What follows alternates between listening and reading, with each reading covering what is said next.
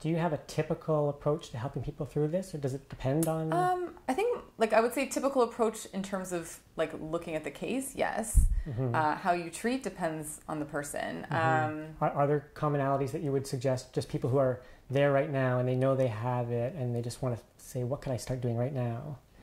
Well, one thing they can do is just get tested properly and a little bit more thoroughly. And that's another big question I get asked a lot, which is all about testing. So most people are tested for TSH, which is thyroid stimulating hormone. And that's that's a test that's done all the time, screening test. So in hypothyroid, that would be elevated, which means the thyroid gland is sort of working harder than it needs to, or it's not really responding as easily as it should.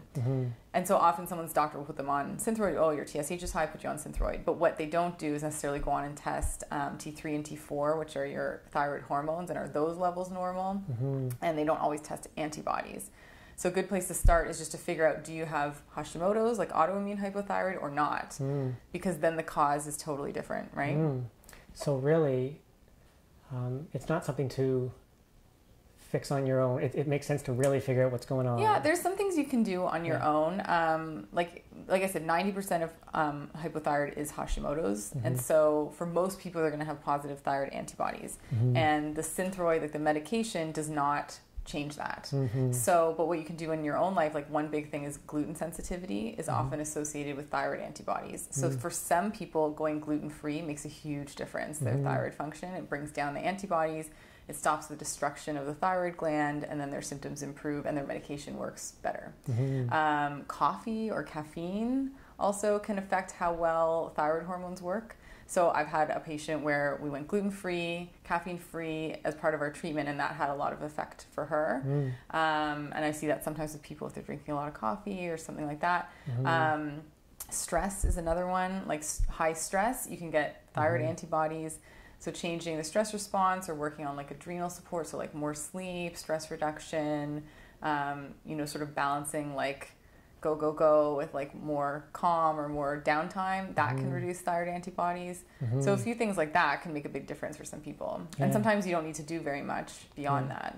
You just have to do the right thing for you. And other food sensitivities other than gluten sensitivity can have an impact on antibodies. Like the next most common would be like dairy or other food sensitivities, sometimes eggs you see. So if people were to come in to see you as a naturopathic doctor, you'd probably do some sort of blood work. Yeah, if they like, what I would do is requisition whatever blood work they've already had done and take a look at that. And then if we don't have all the information that we need, either I will run more blood work or we can send them back to their medical doctor and try to get that done. If they do it through their medical doctor, they're covered by OHIP for that blood work, or endocrinologist or whatever, but through me they pay out of pocket. But either way, it's really important to figure out if they have antibodies or not to the thyroid. That's where I would start. Yeah, and then do you do allergy testing? Yeah, so we could do food sensitivity testing. Right off the bat, like if someone has Hashimoto's, I almost always recommend they go 100% gluten-free anyway, because for so many people it makes such a difference that food sensitivity testing can be expensive, and sometimes just that one thing, you can do that and you don't need to do other testing because it makes a huge difference.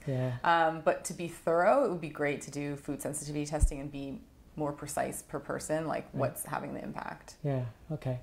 And then other than that, so they would end up coming to see you ideally a few times over the course of a couple of months or a few months, and and they could expect to, I guess it depends on the person, but expect to see results. It depends. Well, to see antibodies change may take months. You also want to look at their symptoms, so it depends what they're presenting with, like fatigue, weight gain being like the biggest ones, and that can change really quickly if their thyroid antibodies come down. And you can do that like other ways other than diet. You can do like nutritional supplementation. Certain things will bring antibodies down. I do a lot of what's called drainage to sort of change the immune system and stop that autoimmune attack. And if you can do that, then often someone can feel better. It will just take time to see it reflected in the labs. And then you want to retest like antibodies like 3 months later, 6 months later, that kind of thing, and see like, is the number still high? Even if it comes down a little bit, you still want to get it like as low as possible, right? It does sound though like taking a more of a holistic approach. There are a whole bunch of possible routes that could be really effective. Yeah, definitely. And that's usually like the biggest thing I'm doing with patients when they come in for hypothyroid is just trying to determine first, is it autoimmune or not? assuming it's autoimmune, because that's most people, what is the underlying cause of that? And there's like a bunch of different triggers, like genetic stuff is one thing, past infections, which is really interesting, can be a trigger, leaky gut can be a trigger, female hormone imbalance, I find. So sometimes like after pregnancy, or if someone has a long history of like period problems, that kind of thing, sometimes underlies it. And sometimes, history of allergies or other like immune system stuff can underlie it. So, and adrenal function, that's the other one, like lots of stress or stress over a long period of time, or exhaustion or other illness. So you kind of try to like look at like what are the factors in this person, and those are the things you treat. And if you treat the right things, then you can get like really good results. Yeah. Yeah, that's good. Yeah. I think we're good on that. Okay. I want to do a quick check and make sure it's working.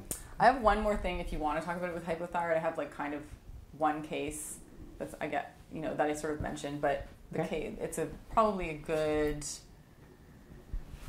I don't know if it's typical, but it's a good example of like a clean case. So patient came in, she had been on thyroid medication since her 20s, so probably about 10 years. And her medication dose was always going up slowly. So that was one concern. She's like, I don't understand what's going on here, because I feel fine, but my medication dose keeps going up. Second thing was she had one child, I think 25 years old or something. She had one child and then couldn't get pregnant again.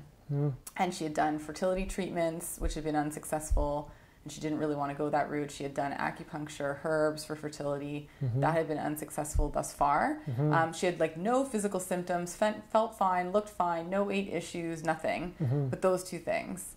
And what we did with her was she had never been tested for thyroid antibodies. So it turns out she had Hashimoto's thyroid antibodies, which is why the medication was gradually always going up, because her thyroid gland was being damaged over time. And so we found that out. So we did gluten-free, caffeine-free. We did some supplementation to support her thyroid and to reduce thyroid antibodies. Because she had like no symptoms, her only thing was the period, and her periods were regular and everything, but they were, not optimal. Like, she wasn't optimally fertile. So the other thing we did a little bit of supplementation for fertility, and all I did was drainage, which is sort of like, detoxification, thyroid support, female hormone support. And so within a few months, her thyroid dose stabilized, and then I think went down like one step. So she went back a little bit on her dosage because the thyroid antibodies came down, and she got pregnant, and then she has a baby. So that was like a really good example of like just identifying the right problem and treating it appropriately. Amazing. And it was really easy to solve everything. Yeah, and it seems like it had been missed for many years. Well, it's just because there's no conventional medical treatment for antibodies. So they're just like, take the Synthroid, that's it. Yeah. Yeah.